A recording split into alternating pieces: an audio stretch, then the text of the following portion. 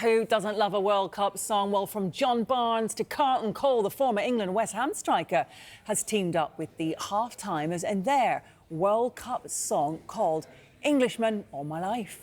All my life, all my life, all the flowers are running wild. I'm an Englishman.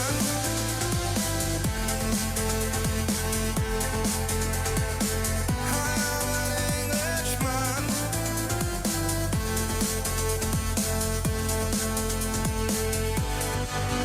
Curtain fringe, Adidas stripes, bottle of blue, Friday nights, bucket hats, Parker zipped, three lines loud, voice half ripped, Union dreams, Britpop lies, Air Max hope and let it cry. We thought that football meant we'd belong, 96 still hurts that song. All my life, I've never seen it, I've never felt it. All my life, all the flowers are running wild. I'm an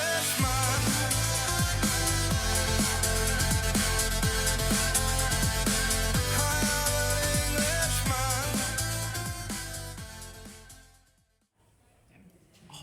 Oh no, the foot isn't tapping.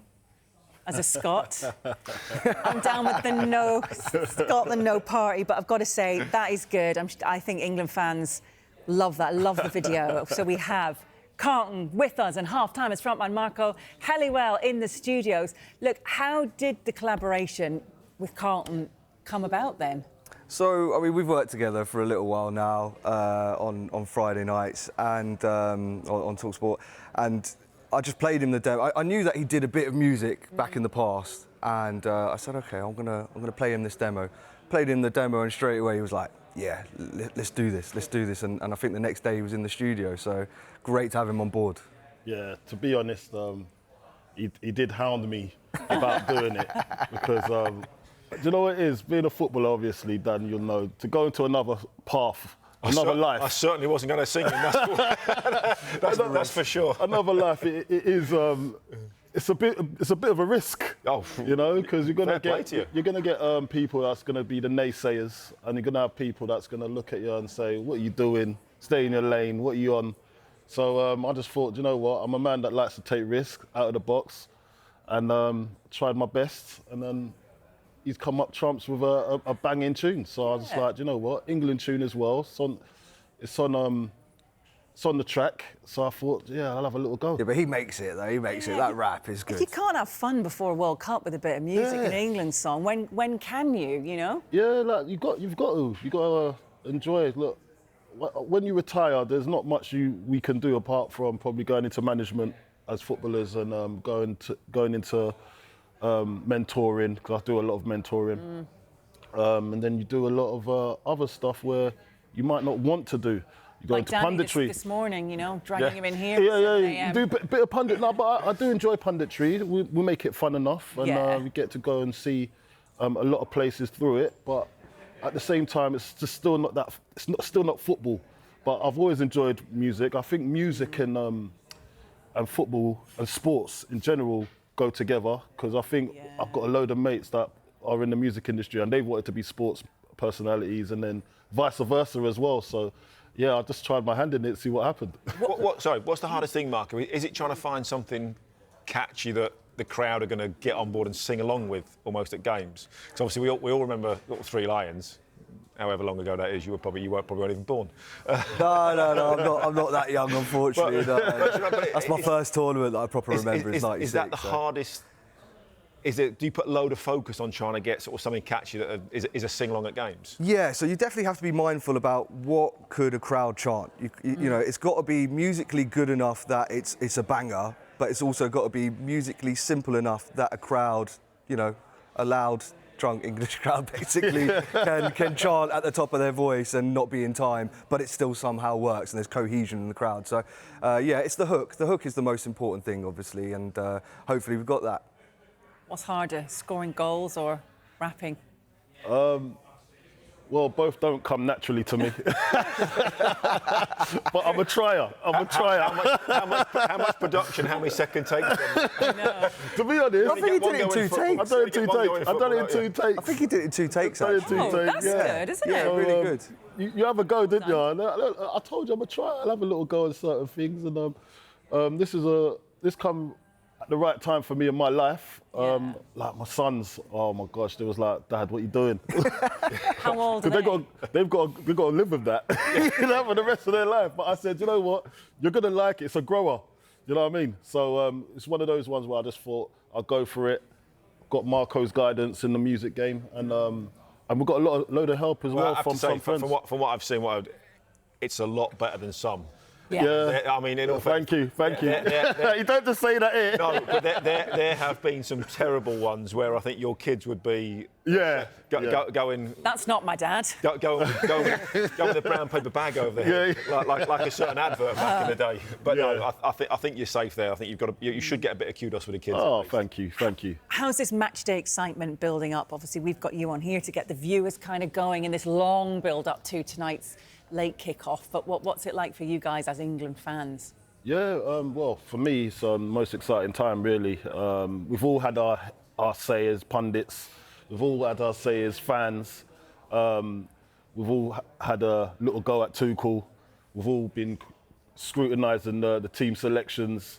But now is the time for not West Ham fans, England fans to get back into rhythm and in sync, and then get behind the team and try and get as far as in this competition as possible, really. Yeah, it's a shame. That's why I like making these songs, because I want to cheer people up. There's always a bit of negativity before the tournament, and it's like, now you can't change the manager, you can't do this, you can't bring that person. Wait till tomorrow morning. I know, but it's just get behind the team. You might need to keep playing that to cheer people up, depending on what team just done it just now? They sacked the manager after the first game. Tunisia, yeah. Yeah. I don't think we're going to lose 5-1. No way. We're definitely not doing that. We're just giving them a new contract. But I think we'll be fine, and we're going to get to the latter stages, and that's where Tuchel comes in. Really, this is what he's been brought in for the latter stages, making those decisions that's going to make a difference. And I think we've got the right team, and he wants a team cohesion, and you can see by his team selection and his squad.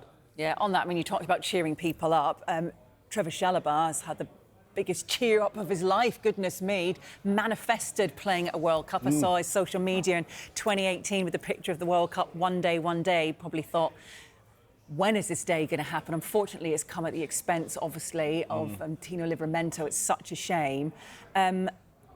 Why hasn't Tuchel, though, called up Trent? No shade on Trevor Chalobah, and of course he will have his place, and Thomas Tuchel's been explaining why he's called him up. But was that unexpected for you? Yeah, of course. Listen, we've all been calling for certain characters that's been in and around the squad for a number of years to be called up, and they didn't get the nod. Only Tuchel knows why he wouldn't want those type of characters in the dressing room. Maybe he wanted to go for someone that would probably appreciate it and not come in from a sulk kind of thing, and that does affect the team morale. So I think it's a class move. Trev's going to definitely appreciate his call up, and he's going to give 100% as much as possible as he can, because I just look at him, I just think he's going to be there, and he always gives 100% when he's been at Chelsea. So I think it's a good thing for the England camp. Do you think he's more defensively minded as well, perhaps, than Trent? Maybe that's some of the thinking behind it. Yeah, maybe. Listen, Trent brings a different dynamic. He's world class. He brings a different dynamic to the England setup. I'm just wondering how he's kept himself fit. Because has he been sort of told you're on standby or you're the first choice defender? Because it's nearly 3 or 4 weeks. Yeah. And I think it looked like you've been on standby before, haven't you, in the England squad? No, not been on standby. No. I was straight in, Carl. Well, I have been on standby. But yeah, you get told. It's like... Yeah, you get told you're on standby. You're on standby, but just... You're not going to be doing anything... Yeah, you're not going to be doing anything crazy. And listen... At the end of the day, these boys are a little bit different to our generation. Yeah. So these lot, they keep on training throughout, and so they're always going to have that fitness intact, well enough to go into a squad to get to fitness, match fitness. So it'll be all right. Young lads, aren't they? You know what I'm saying? And they're not on the beach with beers. They're not in Mykonos going crazy, are they? Well, if they were, we'd know about it because there would be pictures. The ultimate pros I'm talking about. Speaking of which, look, Messi, we woke up to the news of this hat-trick. We've got Mbappe and Haaland scoring twice as well. What a night it was for a welcome to the World Cup for the big stars, the big names in the big games. Let's talk Messi. Does this settle now, the Ronaldo-Messi debate? Why does it settle anything? Like, just let's enjoy the greatness while it's here. Messi's an unbelievable talent. He's been around for yonks. This is his fourth. Is this his fourth? Sixth World Cup. Sixth World Cup. You know, like so. The longevity of the guy alone, that's applaudable. But I look at it as well. Let's enjoy them whilst we still can appreciate and gracefully say that they were world-class players in our times. And there's not many world-class players. In our days when I was growing up, we had loads. There's an array. These are the two that stand out, and we just want to enjoy them whilst they're here. No Harry Kane, though. He's no Harry Kane, is he? Well, Harry Kane's broken into that bracket now. Yeah, I think he has. We all know that he is world-class. He's a world-class goal scorer. He's our But those two, Cristiano and Messi, they are different gear. Yeah, it's going to be Ronaldo, of course, in action tonight with Harry Kane. It's kind of like over to you guys, isn't it? Does it add a different level of pressure when you've seen all the others doing as well as they've done when they were built up themselves, like Kane is from us now? Yeah, of course it's an over to you guys. Can you do better? So Kane's now knows that.